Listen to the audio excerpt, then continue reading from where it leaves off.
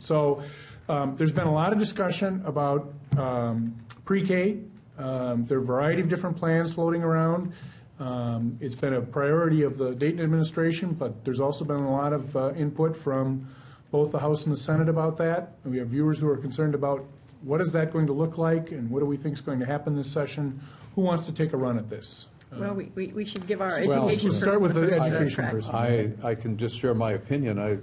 This is all it is my opinion.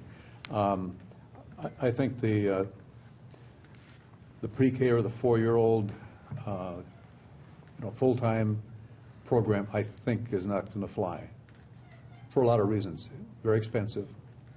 A lot of pushback from particularly those that are child care providers, the daycare providers, and so forth. The 4-year-olds, if they're taken out of their program, they probably can't exist anymore. We have a limited number of providers like that in the first place. So I think that's something we have to really consider.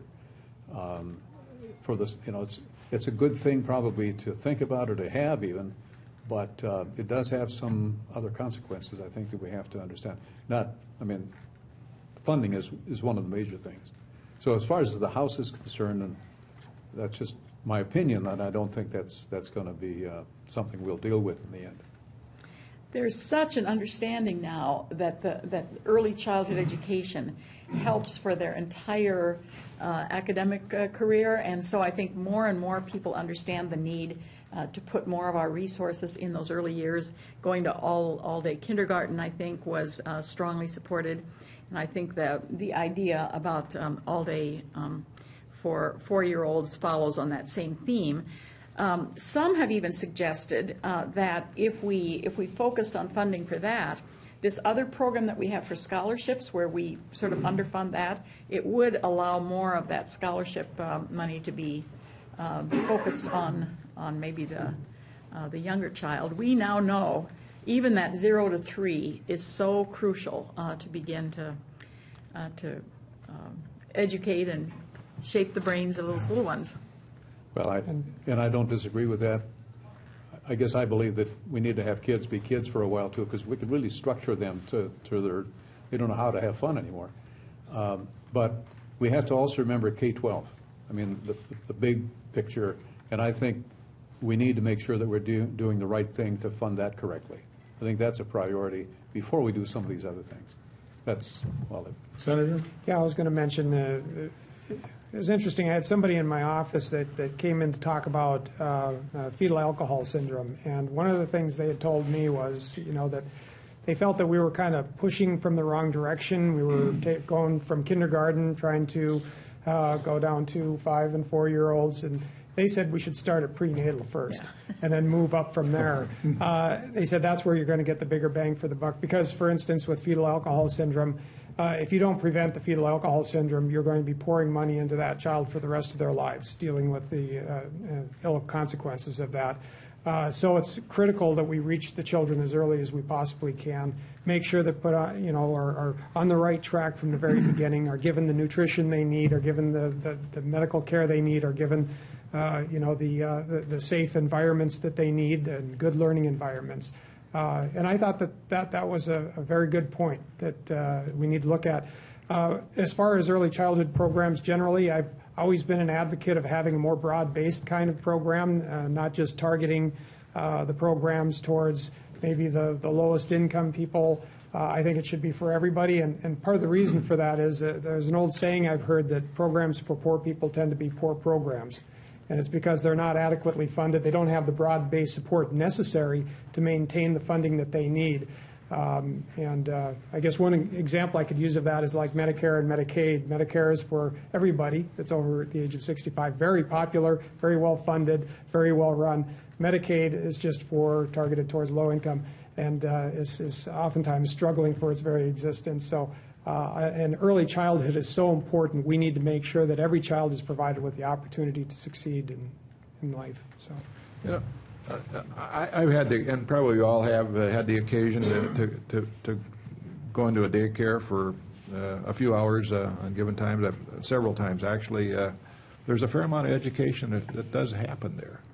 And I don't think we can necessarily just forget about that and say it's not good enough, because many of these daycare providers are pretty well versed in terms of this early training that we're so that we believe so is important. So I think we have to think about that. The other thing I get, and it's just feedback from back home, is many of the schools don't have the facilities, and by the way, many of our schools have enough infrastructure problems in and of themselves, whether it's roofs or anything else that need money, and the idea of building extra space now for the younger people is another challenge for them.